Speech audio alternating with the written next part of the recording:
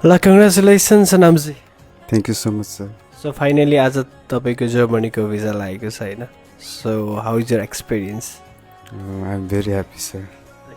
कुन चाहिँ कोर्स पढ्न जाँदै हुनुहुन्छ तपाईँ? म masters in cyber security Harden युनिभर्सिटीमा. ओके, ब्याचलर्स कताबाट गर्नुभएको तपाईँले?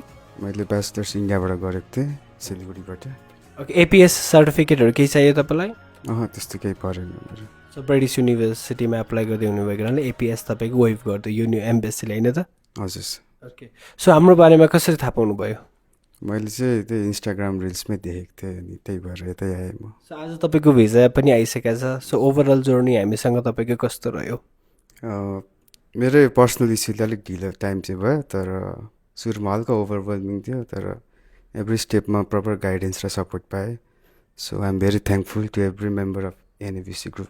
Thank you sir. Okay, congratulation once again and best wishes. Thank you.